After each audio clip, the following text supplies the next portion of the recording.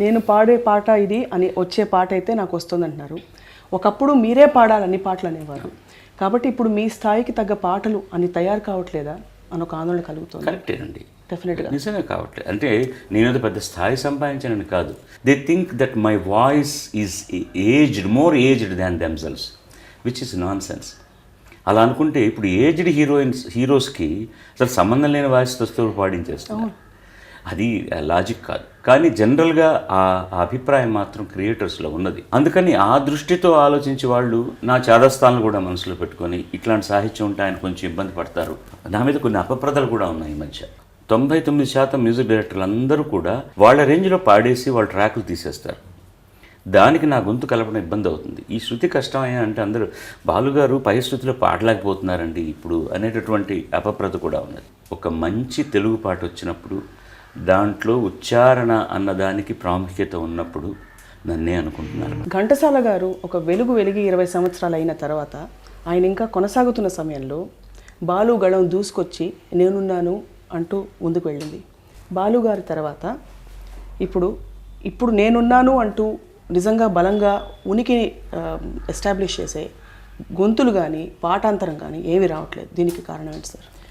రావట్లేదంటే నేను ఒప్పుకోనండి. ఎందుకంటే మంచి టాలెంట్ లేకపోలేదండి, ఉంది. కానీ వాళ్ళలో ఉన్న ప్రతిభను జనం గుర్తించేటటువంటి అవకాశాలు వాళ్ళకి రావట్లేదు. కాబట్టి మనం ఐడెంటిఫై చేయలేకపోతున్నామేమో. ఎక్కువగా నా కార్యక్రమంలో పాడి వెలుపలికి వచ్చి సక్సెస్ అయినటువంటి శ్రీకృష్ణ అని ఒక అబ్బాయి ఉన్నాడు. నా కచేరీలో కూడా పాడుతుంటారు. నా దృష్టిలో అతనికి మంచి సింగర్ కావాల్సిన పారామీటర్స్ అన్నీ ఉన్నాయి. కానీ అతనికి ఎక్స్పోజర్ కావాలి బాగా. ఒక నిర్వచనం ప్లేబ్యాక్ సింగర్కి అన్నది గతంలో ఉన్నదానికి ఇప్పటికీ కూడా చాలా మార్పు వచ్చింది. ఉదాహరణకి లతా మంగేష్కర్ గారిని ఒక అబ్బాయిని గురించి అడిగాను, ఏమ్మా మీరు కూడా మరాఠా నుంచి వచ్చిన వారే కదా, అబ్బాయి ఇంత బాగా పాడుతున్నారు, ఆయనకి ఎక్కువ అవకాశాలు ఎందుకు రావట్లేదో చెప్పగలరా అంటే, బాలు వాడికి థియరీ చాలా బాగా తెలుసు, బాగా పాడతాడు.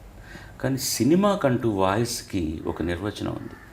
సినిమా చూస్తున్నప్పుడు అది వేరే ఎవరో పాడుతున్నారు అన్నట్టు ఉండకూడదు. ఎవరి మొహం కనపడ్డా దానికని మిమిక్రీ చేయాల్సిన అవసరం లేదు. కొన్ని గాత్రాలు అలా నవ్వుతాయి. అదే కాకుండా స్క్రీన్ నిండా బొమ్మ కనబడ్డప్పుడు సెంటర్ ఆఫ్ ది స్క్రీన్ నుంచి వాయిస్ వస్తున్నట్టు ఉండాలి. వీడు పాడుతుంటే ఏదో కార్నర్ నుంచి వస్తుంది అని అన్నారు ఆవిడ. ఇంతకంటే ఒక వాయిస్కి నేను డెఫినేషన్ చెప్పలేను. మొన్న ఈవినింగ్ నేను ఒక తమిళ సినిమాకి రికార్డ్ చేస్తున్నాను. ఇప్పుడు మంచి ఫామ్లో ఉన్న ఒక మ్యూజిక్ డైరెక్టర్, మంచి సిచ్యువేషన్, ఒక చిన్న పెయిన్ ఉంది, హీరో అమ్మాయి వదిలేసిందని పాడడం అదేం పెద్ద గొప్ప సందర్భంగా సినిమాల్లో వచ్చేది. కానీ పాటలో మంచి సాహిత్యం ఉంది, మంచి మెలడీ ఉంది. అది ఎమోట్ అయి పాడుతుంటే, సార్ ఎమోషన్ నక్కర్లేదు సార్, ప్లెయిన్గా పాడేయండి అన్నారు.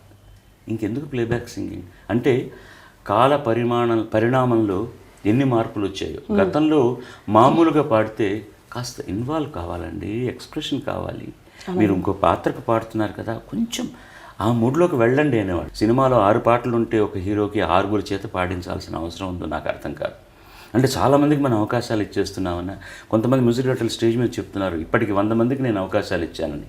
100 మందిలో ఎంతమంది నిలబడ్డారు? మన ఇండియన్ ఐడల్ జరిగింది కదండి, శ్రీరామ్ వచ్చాడు. మనం అందరం చాలా గర్విస్తున్నాం. అంతకుముందు 2 కుర్రవాళ్ళు ఫైనల్స్ వరకు వచ్చి వెళ్ళిపోయారు. వాళ్లకు కూడా ఆ యుఫోరియా క్రియేట్ చేశారు. చాలా చాలా ప్రామిసులు అన్నీ చేశారు. ఇవాళ ఎన్ని పాటలు పాడారు బాంబేలో వాళ్ళు.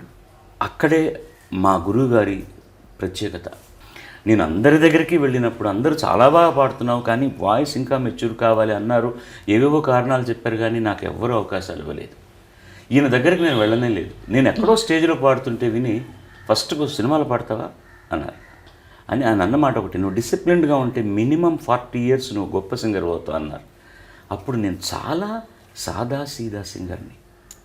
ఆయన ఏం చూశాడు ఏంటో ఆ దీర్ఘదృష్టి నాకు అర్థం కాదు. ఆయన నన్ను చిటికిన వేలు పట్టుకుని నడిపించిన విధానం, ప్రతి ఒక్కరికి మళ్ళీ తను పరిచయం చేసి, ఆయన అవకాశాల కోసం ఎంతమంది దగ్గరికి వెళ్ళాడో నాకు తెలియదు. He took me to every music director. ఈ అబ్బాయి పాడుతున్నాడు సార్, నేను అవకాశం ఇచ్చాను అంటే అది నేను ఇచ్చాను కాబట్టి యూ కెన్ ట్రై. అలా ఒక మంచి టాలెంట్ని అనుకున్న వాళ్ళని తీసుకుని వాళ్ళకి ఎక్కువ అవకాశాలు ఇచ్చి వాళ్ళకి నేర్పించి వాళ్ళను తీర్చిదిద్దడం అనేటటువంటిది జరగట్లేదు ఇప్పుడు.